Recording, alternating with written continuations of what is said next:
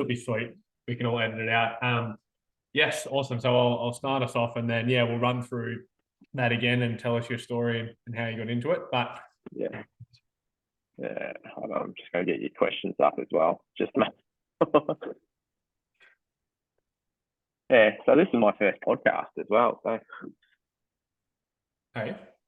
I've never done a podcast before. Oh, right. Oh, yeah. So sorry. Well, so we'll just kind of run through like logically work through what I've sent you there, and then we just chat about it. And then anything that you say, I'll probably just ask a couple of questions about that. And if you feel you want to jump back or do anything, it's pretty free flowing. And typically we get into more of the question because as answers generate questions. And I'm gonna tell a bit of a story at the start of the episode and just basically come at it like as having no knowledge, because I really don't think I do after seeing some of the stuff that you've posted as well. And then do the comparison between running shoes versus football boots and how much and how many podcasts are dedicated to the characteristics of running shoes versus the characteristics of football shoes. Yeah. It's not many. Yeah, so no, that's what we're looking at. But yeah, cool. Yeah, awesome. Alrighty, welcome back everybody to another episode of your favorite podcast, the Sports Medicine Project. Now, we have a very special guest. I mean, we always have a special guest, but we've got Sam Turner here. Now, to quickly plug his incredible Instagram page, That Football Podiatrist, and you guessed probably what we're going to be talking about. A lot of things podiatry, but specifically talking about kind of football boots, their characteristics, how they can be used therapeutically. And we were just talking off air about the divide between, we know so much about running shoes, could sit down and talk about it for hours. When it comes to football boots, we probably don't know as much as, I don't think as many practitioners know as much as what we can. But I'll let him introduce himself. Sam, thanks for coming on, mate. How you going? Good, thanks, Blake. Thanks for having me on. How's it up in Newey? Mate, it's pretty nice. It's a Saturday we're recording this. It's a bloody nice day outside, but I don't care what the weather looks like because we're talking podiatry, so I'd rather be doing this. Nah, fair enough, mate. Fair enough. Whereabouts are you? You're down south. Yeah, so I'm based in North Melbourne, in just a kilometre out of the CBD, in a nice little sports physio clinic. So I'm the sole podiatrist here, but I'm surrounded by 7 pretty fantastic physios who give me a pretty good rap and a bit of support when I need it. Yeah, very nice. And well, I mean, we're talking off air, but for the listeners, what's been kind of your story and transition? Because you're a bit of an outsider for the listeners. You haven't been a podiatrist. You didn't, go to bed at night when you were 2 years old dreaming of becoming a podiatrist. No, that didn't come until a bit later. So my background is I'm a P&O. So yeah, trained prosthetist and orthotist, and that was probably about 10 years ago, which took me over to up into Newcastle, as well as up into Sydney for my first gig, having a look at more so that spinal orthotics component, so making custom spinal jackets and working in a pretty acute spinal setting. So completely different to feet and ankles and lower limb parts. There was that bit. But I went over to New Zealand for an opportunity. I needed a bit of a change from Melbourne, and I was young and you can have a bit of fun overseas. And I ended up in a place called Hamilton in New Zealand. And I was working with an orthotics company there, again, doing spinal components, but I was given the task of helping to run a high-risk foot clinic and a rheumatoid clinic, and started being introduced to the local pods there, which was pretty amazing. So a lot of wound care, but having a look at how the podiatric aspect works with it and how we tie in. And from that, I got to meet a bloke called Andrew Jones, who's one of the premier MSK or sports pods over in the Waikato. So he does a lot with the institute there. Yeah. So every chance I would get, I would be over at his practice or up into his workshop and just bugging him to no end about, okay, why do you do this? What do you mean about that? Aren't orthotics supposed to be a centimetre thick and go into a pair of Dr. Comforts? That type of style. Like, why are you using polypropylene? Or why are you using hard shells? Wouldn't an EVA be better? So that traditional pod versus orthotist divide. But I started finding, okay, I'm enjoying this space and jumping into it. So I went back and studied that the tender age of 25, and which was a bit of an interesting one, but it was probably one of the best things I did. So went back, studied, got my first gig up in Kilmore and Wallen, so out bush. So where you learn absolutely everything about anything. So you're doing nail surgeries, orthotics, sporting injuries, general care. Then the opportunity came to work at Footwork, so the big lab, and to draw on some of my experiences as an orthotist, but to bring it into a pod setting. So I was in charge of EVA manufacture for 2 years, then worked my way up and did a lot with production and post-production. So I got to see every bit from design to finishing. Yeah, that's awesome. Definitely. Yeah, so it was probably one of the biggest and hardest learning experiences I've ever had. Like, the team there are phenomenal and they produce a fantastic product. But you do need excellence, and like, it was an amazing experience. And what I've taken from there is what I've started to bring back into clinic, and having a look at what I can do not only in a sporting environment, but starting to fix up and have a look at the way I prescribe. But during that time, I was lucky enough to find a little role here in North Melbourne. I was just living around the corner. They said, "Do you need a podiatrist?" And I went, "Okay, yeah, I'll jump in." And that was 4 years ago in September. And it's grown from there. And during that time, one of the physios was working at Western United for the initial season. And he asked, "We need a pod. What do you think about it?" And I went, "Yeah, sure." Like, I've always wanted to work in this space. And from there, I went, I actually don't know a lot about football. I don't know a lot about soccer. I played Aussie rules as a kid, but this little area is a gap in my knowledge. If I'm going to be working with professionals, I need to know everything there is to know about it, if not more. And part of that is learning about football boots. That's probably where I'm at the moment, or learning about that football aspect. And it's probably an area that over the past 10 years has grown a lot of traction. But the literature behind it, if you do a quick look, hasn't necessarily been there. It's always been sporadic. So that's where I am at the moment, looking at football boots, dealing with Western United. Unfortunately, it's a bit of a rough season after winning the championship last year, which was phenomenal.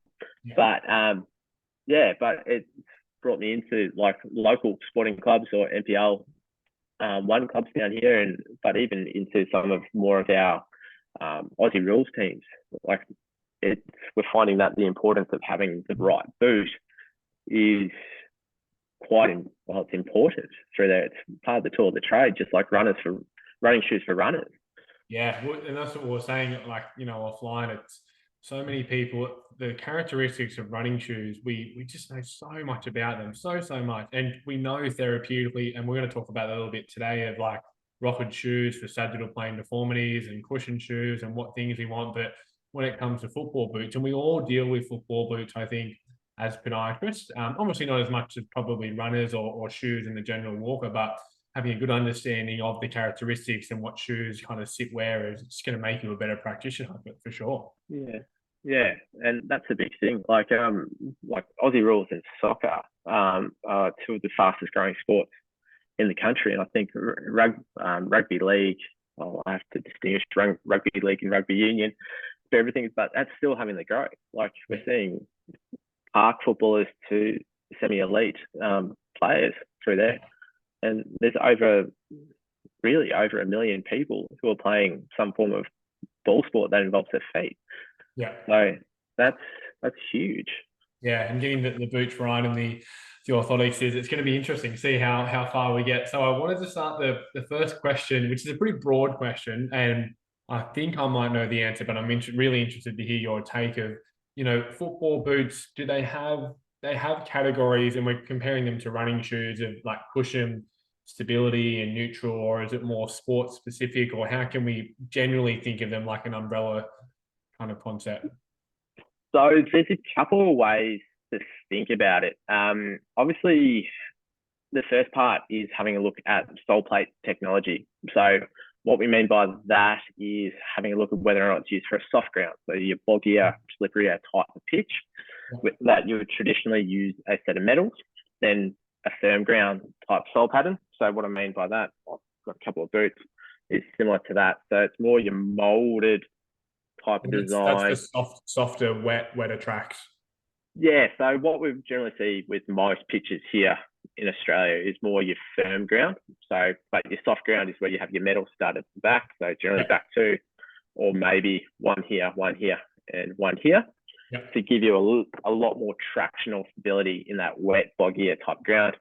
But the most common one is probably more of a firm ground. So like your traditional pitch that we'd see, that's got a bit more hardness to it.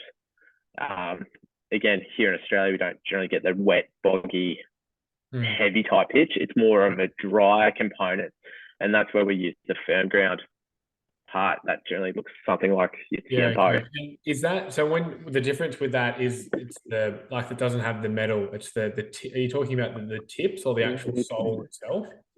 So more so the tips, so that actual stud type pattern.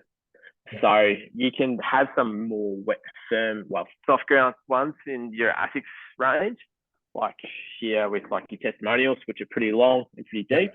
Yeah. But again, they'd probably classify that as a more of a firm ground type of stud than anything else. But then you'll move on to like your artificial grounds. So like your synthetic or your hybrid type of components. I wish I had one here, but it's generally where you would. Sorry. With the hybrid grounds, what's the difference with studs there?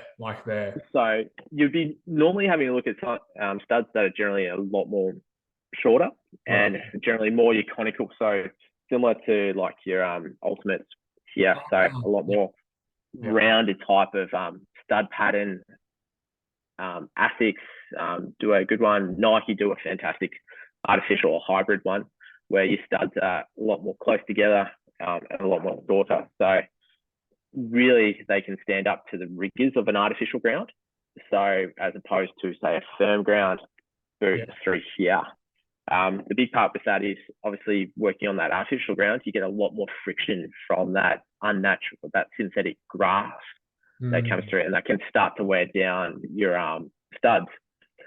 So what they do is increase the surface area, go a bit shallower, to give you a bit more life and longevity into there. So wide. So for the artificial, wider, shorter studs are typically a bit more durable and last a bit longer and less. So what we'll find in that is a lot of junior pitches are synthetics, and a lot of these junior players will be coming through. So I'm going off on a tangent here.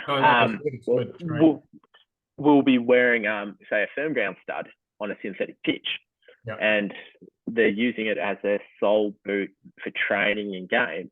And parents will complain, why aren't they holding up to it? Or they might be getting fat pad contusions up at the heel or forefoot components because the studs are just wearing down because of that huge friction. And it's starting to change where the studs are.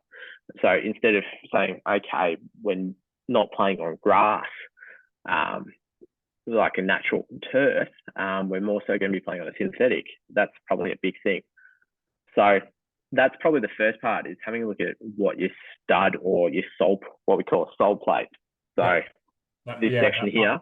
Bottom. That planter surface. So there's a couple other subcategories which are like hard ground, which are more so played on gravel. But we were seeing a lot more of that up in Japan or even on to the east coast of Tassie. They've got those old gravel type surfaces, which is a different kettle of fish. They're just new on the market, but not a lot so in Australia with that. But then, so once you've established what sole plate someone's going to use, you're then going to get into like your next parts, which are generally a speed boot, which is like your Nike Mercurial, which is a lot light. A lot lighter, a lot more flex into it. That generally doesn't have a lot of structure to that boot. So these are generally for your faster, speedier type of players. They're generally a striker or a winger. So you want a good feeling between your foot and the boot. Because they do go a bit lighter and a bit more deconstructed in some parts, you do forfeit a bit of your cushion or your bit of the comfort features that you would normally see. So that little one is a speed silo. So your Mercurial's a big one in that space, or your New Balance Furon is another one that you might see.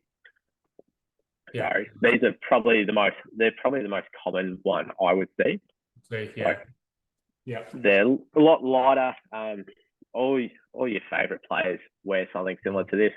Like Ronaldo has just released his CR7 variety of that, and they look absolutely beautiful. Oh, good. blue and white motif, and like of course they come down with your lesser models, so like you have a junior academy type of model into there. But probably that's a big one into your speed. The next one is what we call maybe a touch boot or a control boot. So often that's characterized by your addition to like ribbing or texture onto your top. So you can see here, this is an Adidas Predator, how it's got that component into here. So it gives you a little bit more grip onto the ball, a little bit more control. So often we'll see this with like a midfielder, say who wants to do a little bit more dribbling, wants to have a little bit more contact with the ball.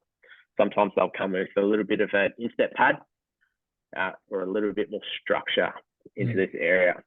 I'll often see these. That's got more structure to it.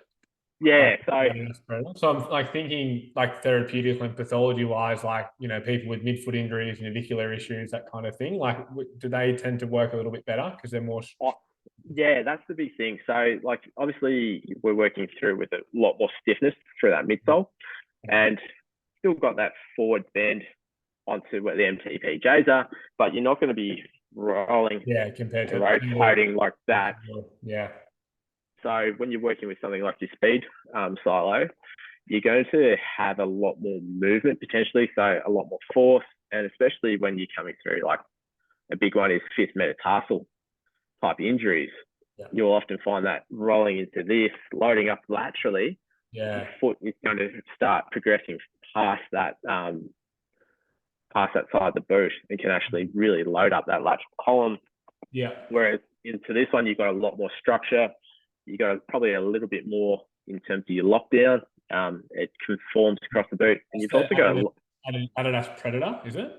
So that's the Adidas Predator. This is 2 seasons ago version. They've just released a couple with the World Cup, and they've brought out a couple of replica ones from the 1994 one, as well as the original one for David Beckham out in gold. So the old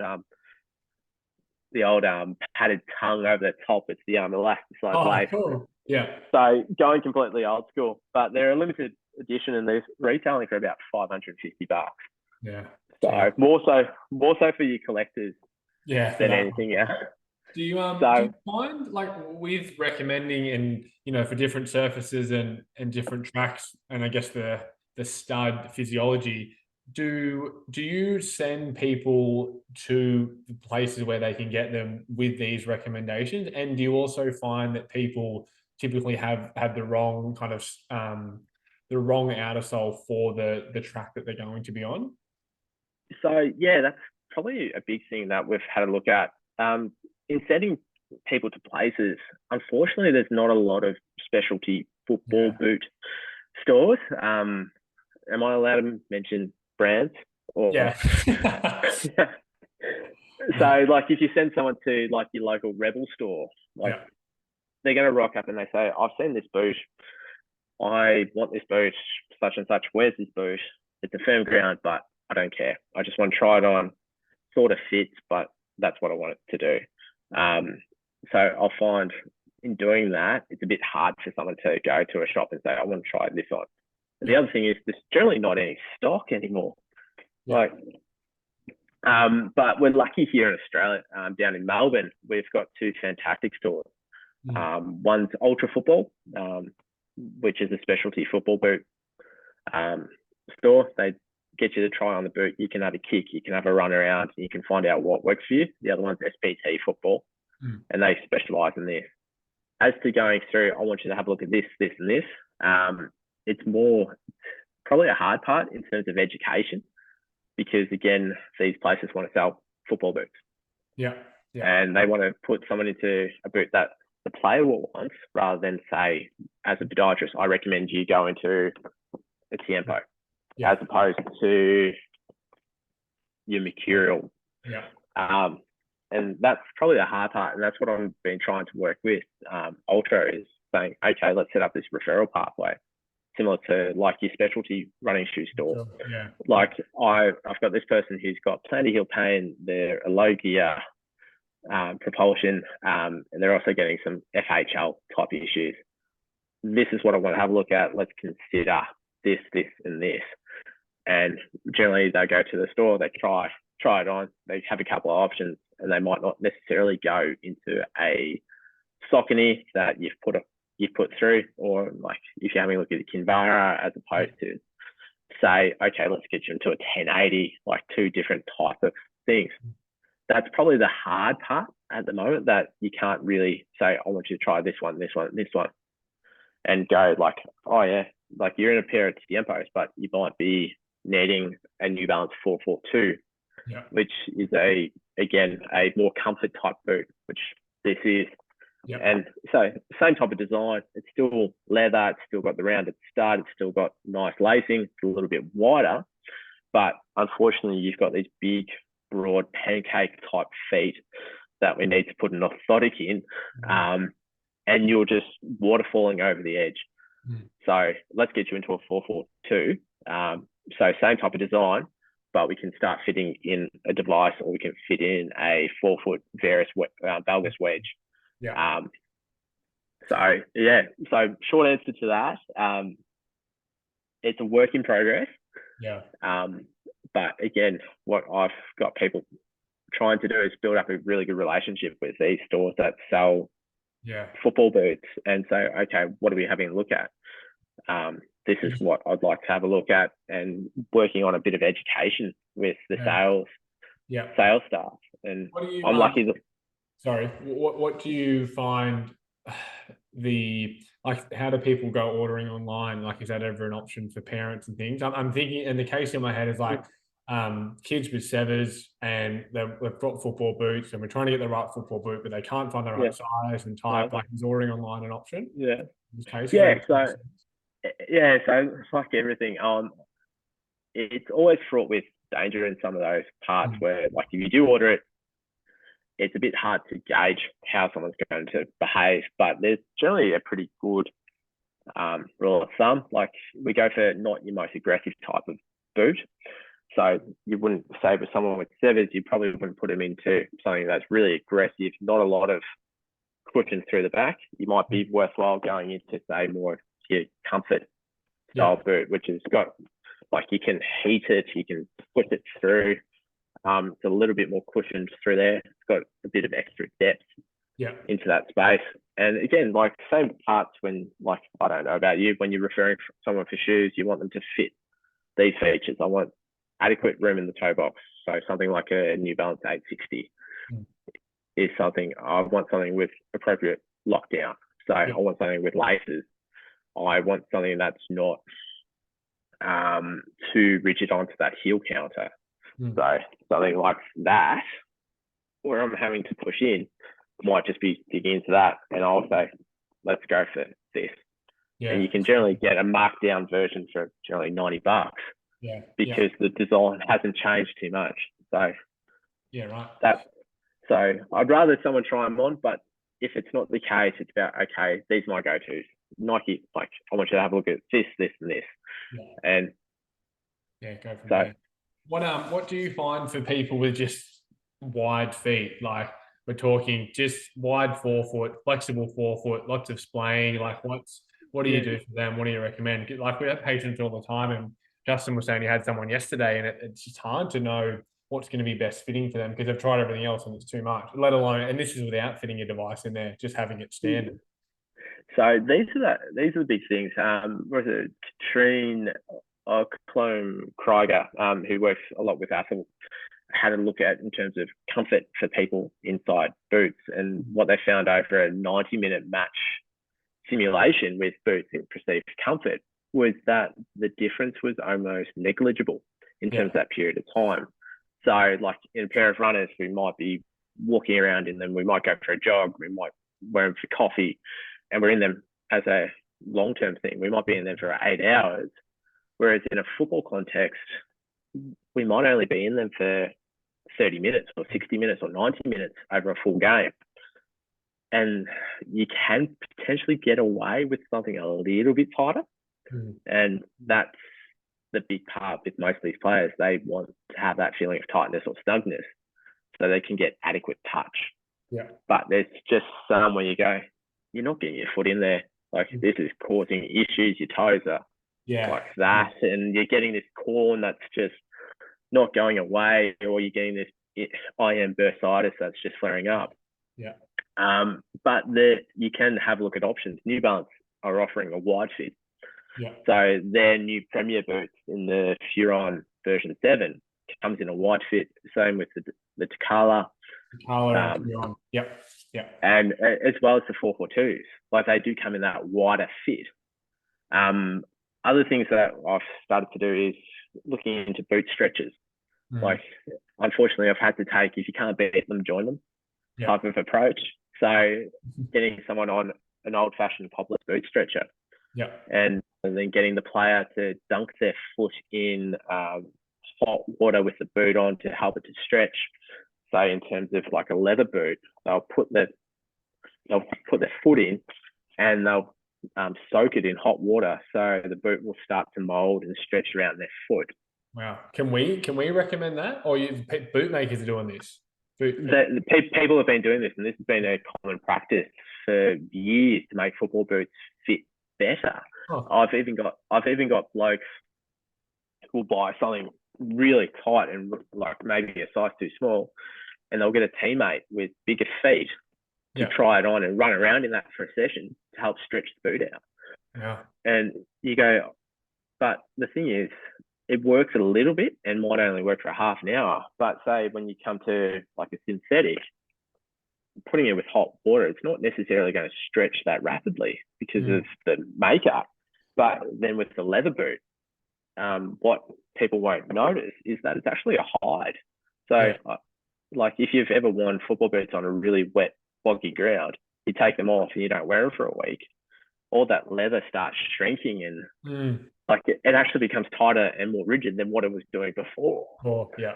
So that's funny. I've never heard of that. So like, I wonder if someone was struggling with, I'm thinking, trying to relate always back to a case, like if someone was struggling with a little bit of tightness, could they do that? Could you recommend so is it, let me get this right, I hope I've got it right, as in bucket or whatever it is of lukewarm water, foot into the football boot and then putting it in there for how long? So they'll soak it for maybe 5-10 minutes. I don't recommend it because, again, it's for a short-term fix. What you're better off doing, like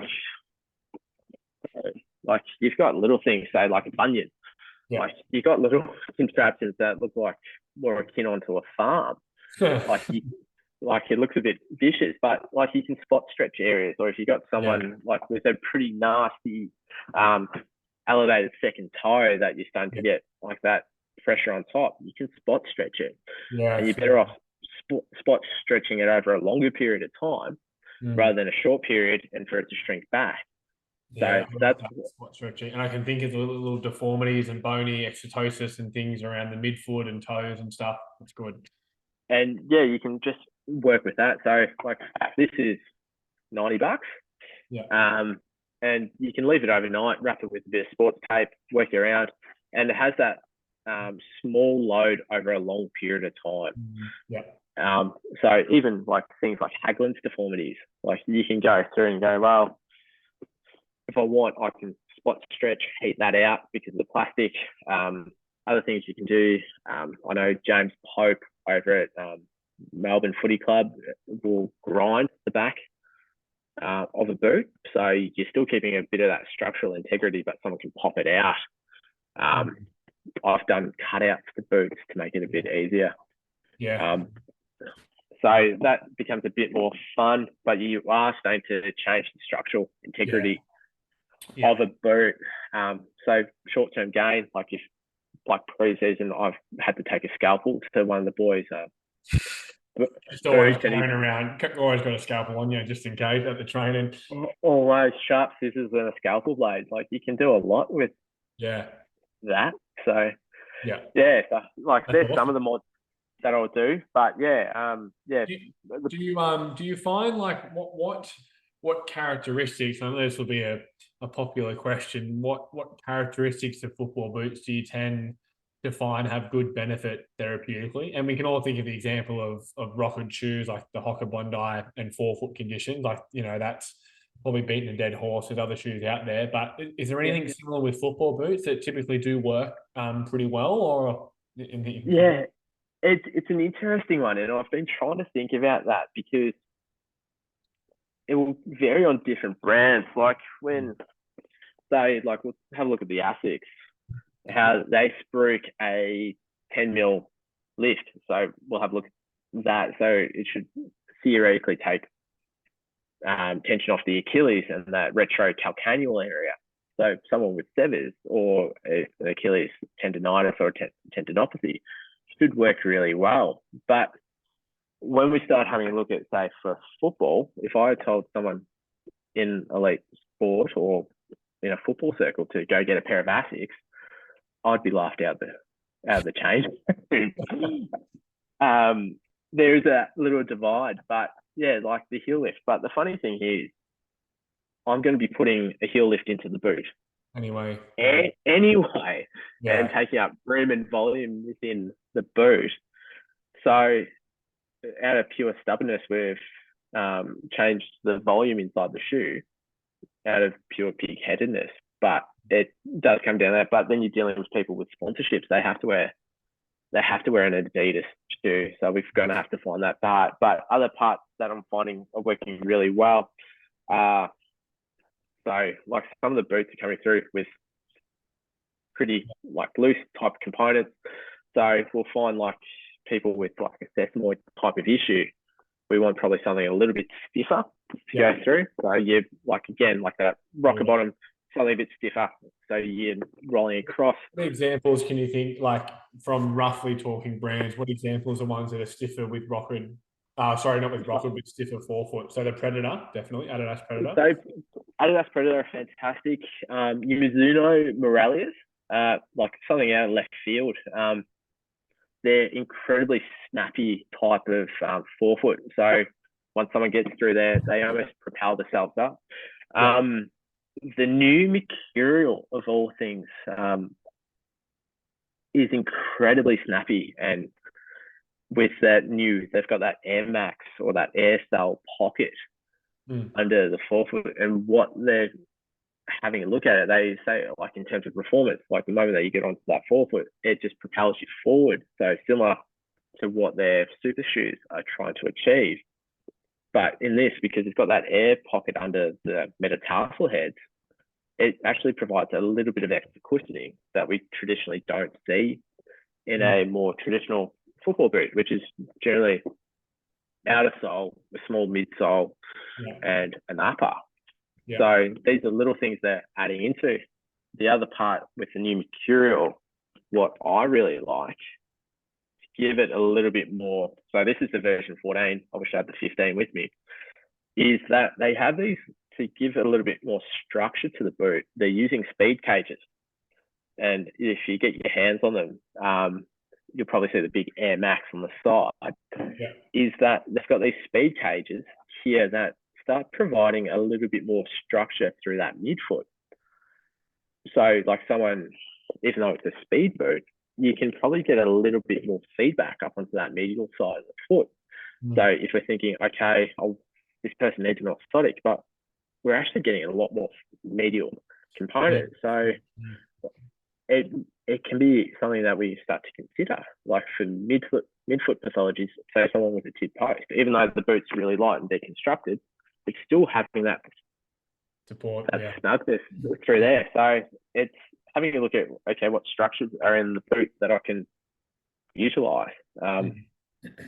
And that's just a couple of examples. I know with the Huron, which I think is probably the best boot on the market at the moment. It's really turned around what New Balance is doing in the space. Yeah. It's made of really four internal layers. So you like say something like your Tiempo, is really internal tongue lacing. Then that's really about it. Whereas the new Furon will have a internal layer, then it'll have a secondary layer which will provide lockdown.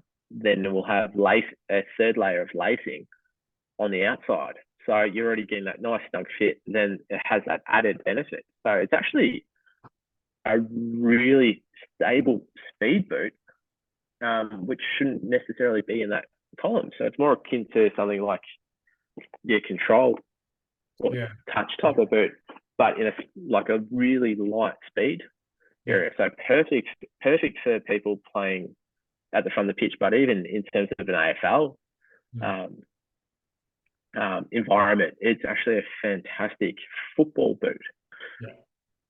Yeah. So what and talking about, I know you mentioned the tip post before, and this is one of the things. I mean, it's really challenging as a podiatrist, and I think fitting orthotics and things into shoes and getting the right thickness and covers, and you constantly modifying them and grinding them, and then it's different because rugby league players just want it to fit well, whereas soccer players want better touch. So it can be a little bit of a divide between comfort and function, and then you can't grind it all the way down because you lose the structural integrity of the orthotic. I guess, what considerations do you find fitting orthotics into boots for both custom and over the counter?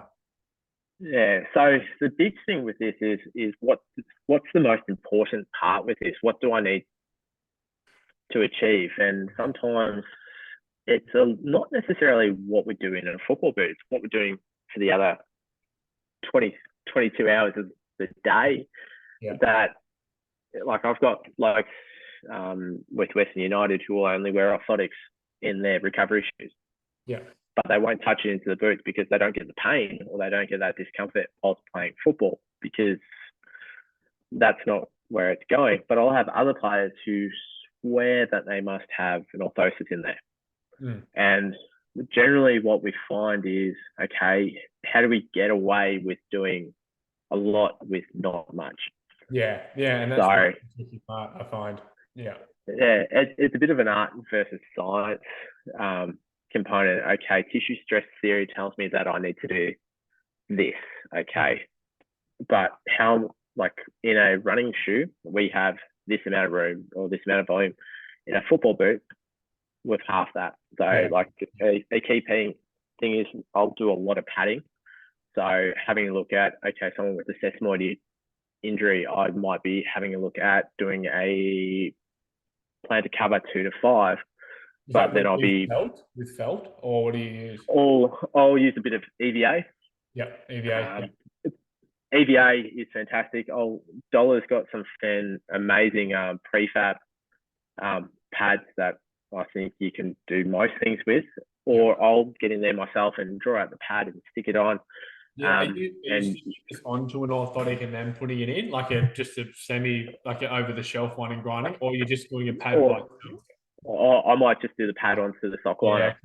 Because again, it's simple, it's easy, but if I need to, I'm probably work on how do I get the most with the lowest dose through there, because again, I've maybe only got 3 mil to play with.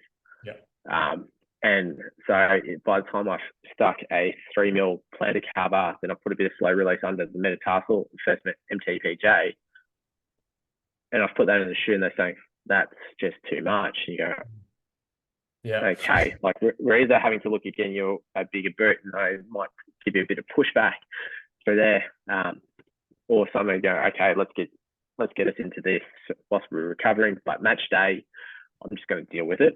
But in training, we'll go into a bigger boot, or we might do a bit more with an orthotic. We had a player coming back from a Liz Frank injury a couple of years ago, and he really needed that mid-foot or medial column support. And you go, how are we supposed to fit this? So we did an EVA device, and we've had to do a bit of grinding back at that stage to really get that nice support, change his laces to give him a bit more volume into the shoe. So eventually this ended up being maybe 2 mil at the forefoot, not as much loading as we would have liked in a traditional rehab setting. Yeah. And we've just ground back the heel cup. So gave him a bit more of a concave wedge style. So where we could probably get a bit more force through that hindfoot without the bulk of, say, a traditional heel cup through there. So having a bit more. How low are you getting these heel cups for boots? Like, what are you telling the lab? So I've used a couple of labs. I will sometimes I'll just do a concave wedge, so barely any heel cup, or I'll use a wedge type of device with no heel cup into there. A prefab, Trevor Pryor has a fantastic one with this Philly that has a little 3 mil heel raise and no heel cup, and it's just a little arch cookie and an extended first rate cutout. They work for some people. Other people, low cut formies work really well. Yeah. You just need to get on a grinder. That's the unfortunate thing. Yeah, I was going to say we use a lot of the EVA devices because they're so adaptable and grindable, and you can really do a lot to them.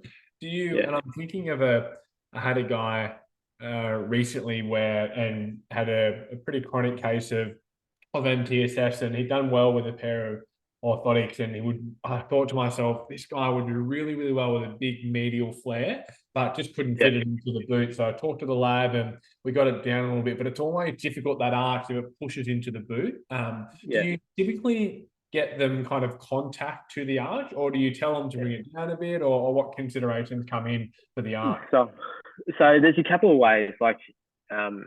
I've used, depending on if it's a speed boot, I've used we're going to sacrifice a bit of that arch contact, and we're going to do a medial curve grind, or stone to banana, where I'll start to utilize a bit more of that structure of the boot. So you kind of grind it so it's concave like a banana. If that makes sense. So it will start to really taper in. Oh crap! Yeah, like that. Yeah. So awesome. this is one a lab up in Queensland maybe, and I said, okay, this is what we're having a look at the arch. This is what I want. I want to be able to. I'm going to provide force through this section and this section, but for everything else up here, I'm going to rely on the structure of the boot. Yeah.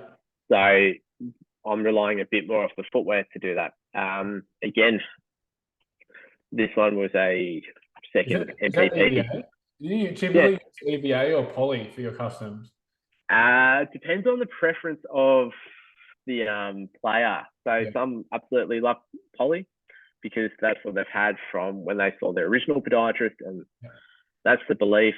Others, I will start changing into an EVA, so starting to use a little bit more of that material properties. So I like using a bit of both. I'm probably 50-50 at the moment. But it's coming through. You have to be in this space. You have to be pretty good with a grinder, because even though you send it off to a lab and they come pretty close, you still have to get in there and tweak it. So you get that technical aspect. Does the EVA take up too much room, you find? I guess you just got to grind it back, don't you? Well, not necessarily. So your traditional orthotist style are big, bulky, 5 mil to 10 mil thick. Whereas you have a look at, say, something like that's 2 mil thick with a Lunasoft top cover. So if you're going into a traditional pod style device, you put, say, in some cases, you put on Cambrel. Some people are putting 1.5 core on, then they'll put a 3 mil Spenko on top. You can just achieve that with this. And with the same level of cushioning and different split densities. So you can get the same feedback and thickness without having to layer up a device. So much, What top cover do you find works pretty well for grip and less room and things? So what I'll find is I've actually started to go away from Luna a little bit, because what players will do, and again, they will use grip socks. And what they'll do is they'll cut half of the club sock off, and they'll wear the grip sock underneath to stop that movement inside the shoe. But because of the gel underneath the grip, it'll start to go with the Luna, and it'll just start shifting forward. Yeah. And it defeats the purpose of why we're putting that Luna soft in there. So when players started doing that, I had a whole spate of 4-foot blisters. Yeah. And I was racking my head. We're going through all our blister management, but I went, okay, but these players who have blisters, we put a Lunasoft top cover in. So vinyl's a great little one, easy, great for sporting environment. Spenco will be a bit hit and miss, especially with that cloth top layer. But I'll use a little bit of PS Wise or a hydrofill. Yeah. Again, really working through with that, decreasing that shear component. It's really thin, works pretty well. Then if I need to take it off, you can generally take it off pretty easy. Yeah. Yeah. And if you need to put an extra cover over the top, so like a Luna, you can quite easily stick that down.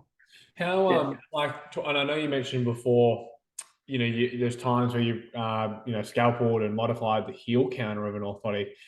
What other modification and things can you do? And I think of the only one that I can think of that I learned in university is grinding under the stud pattern. If someone's got a lesion or focal pain, like what else is there that you can do for particular pathologies? Yeah, so like the sesamoid one, as you mentioned, you grind under that sesamoid stud. Yeah. That's a pretty good, quick, easy one that you can do in clinic. Yeah. Other ones that I've had a look at is by increasing surface area over onto that lateral column. There's some little labs out there that are doing stud conversions where they can add another stud closer along that fifth metatarsal shaft to help distribute that load more evenly over there. So that's an interesting one to have a look at. Like do they send do you send the shoe off or do? Yeah. So what you do is, Raf's going to kill me, is that you say, I want something here. I want to make it just a simple TPU stud, not all the way up there, but once the person starts loading up laterally, rather than having just two studs and going all the way across, that we can distribute that load a little bit more. And they grind through the sole plate.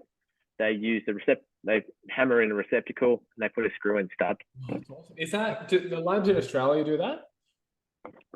So you need to know a good orthotist.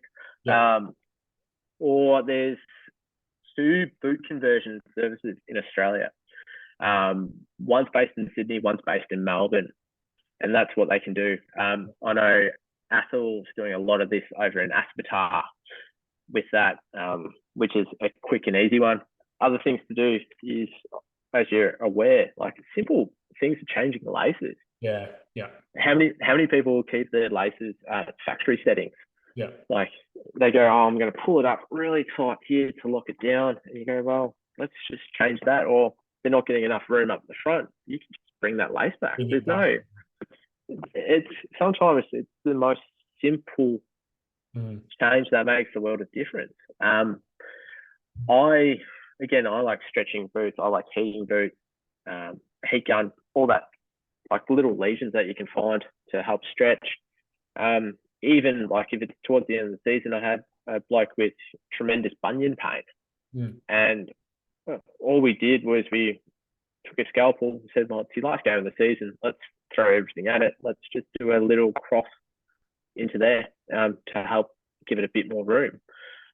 Didn't fix the pain, but it certainly reduced it. Yeah, as in just like not cutting a circle in it completely, but just like a square to stretch the leather. Yeah, so where it would be here is you just do a little cross, a little cross there. So mark out where your bunion is and make like a hot cross bun type style, and that will just allow that bunion to just push out a little bit more. Yeah. So rather than saying you must go get a wider fitting pair of boots, and they go, well, September, I've just played finals, Rebel has nothing, I'm size 13, what can I do? Well, quick and easy little things through there. What I'm doing at the moment is I've actually bought myself a boot patcher.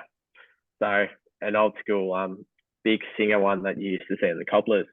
Yeah. And like, again, so someone with heel irritation, like from a heel counter in some parts, what I'll do is I'll unpick that, like the inside of the boot. I don't know, it's a bit hard to see, but I'll pick apart the inside of the boot because it's generally stitched into a bit, it's glued into a bit, and I'll start ripping that out, and I'll just take a scalpel and remove that heel counter. Yeah. Okay. Then, and which is a little bit more complicated. It takes a long time to do, but it just keeps everything through. Then you get some microfiber, and you can just glue that to the back of it, and that's an option around. A little bit harder, say, in your ASICS boots, which are more of a one construct, but you can unstitch up to the top and try and pull it out. Yeah, that's cool. Awesome. The thing that I'm talking with these guys is about how do we have a look at removing the sole plate and seeing if we can do an external raise outside. So, which is probably the hard bit. Like, you can do something like on your ultimates, because that's an EVA midsole. Yeah. And doing a little bit of a split raise. But as opposed to, say, your person with a limb length discrepancy, or who's just walking, not putting a lot of load or force through the boot, it's okay. But you're getting these players up to 16K in a match, they're putting huge rotational changes through a boot. Unfortunately, the EVA doesn't hold up if you put something under there. So you're almost having to reconstruct the whole boot. Was it Michael Kitchington? So Kitch. Yeah. Was having a look at that, which is something interesting, but it just becomes a bit hard, because what you would need to do, say, in something like your Tiempo, is you can heat that sole plate off, but then you could have to put stick EVA, Blake stitch it, then put another sole plate on. But unfortunately, Nike won't give you the sole plate. Yeah. To do that. I'll never do that either. No, so in clubland or local land, you're not going to do that. Obviously, your professionals go over to Italy and get their boot made to their specifications. But for us, buying off the rack, you have to get it a little bit more clever in those regards. But yeah, there are a couple of ones that I like doing. I like them. That fifth metatarsal one's a cracker. I didn't even think of that ever. I didn't even know you could do that. I could think of many a case where just having that extra stud would make all the difference in regards to redistributing force. That's bloody awesome. Do you we'll finish it with probably your most favorite question is, do you have a favorite boot, and why? You kind of did mention it, the Mercurial. Yeah, so like the Mercurials, I've mentioned a couple of times. They look nice, but like a big catch-all type boot that I like working through is like a Tiempo. Yeah. I used to be an Aussie Rules boy, and like you get me in a pair of Tiger Rules, and I used to love all that. But now looking at different things, I'm starting to actually go back to Nike, which nearly breaks my heart, because during uni you're told don't go Nike at all. Like that was back when the Nike Freeze came out, and causing a lot of issues. But in terms of football technology, probably the Nike Tempo Legend, so the most recent iteration, it's got wonderful kangaroo leather. It's got little padding up into the arch. You can do a lot with this boot. It's just a wonderful catch-all boot. The ones that has probably taken me by surprise was obviously the New Balance Furon version 7. That's really starting to change the market, and they've finally got it right. We feel like the version 6 was wonderful, but this one has just stepped it up. Like in true New Balance fashion, like we've seen recently in terms of running shoes, like they're starting to make huge inroads and fashion stuff. But in terms of football technology, it's coming along in leaps and bounds. Like they're never going to take the top two. but they're going to be pretty fantastic. Just not enough people want to give them a chance because they associate New Balance with your dad and your 64s. And probably the boot that I haven't enjoyed this year is with companies starting with A and their recent recent iterations. We're just finding a lot of complaints with what they've changed in their version. They've changed the upper. The gluing isn't as solid as it once was, and players are complaining about touch. They've changed the forefoot shape, which is like something really different. So when we think about that, how we're starting to go from more of a rocker type position, they want to have a look at that as you go and propel yourself forward. But players who like dribbling or having their foot and being able to move, the toes are already there and they've got no more range to go. It's causing irritation. Then the feeling of it, the upper is really synthetic and plasticky, and you can hear an audible pop when you move. And most of the players that we've had in them have actually don't necessarily like it because of these things. Whereas the previous version, like, they stocked up, and I wish they had it stocked up because they waxed lyrically. The upper really molded. They had fantastic lockdown. It was light. The glue held up, and they've absolutely loved the previous version. Whereas the most recent version, no one's touching. And it's pure marketing, and you're seeing a lot of young players wanting V's because they look amazing. You probably know the one I'm talking about,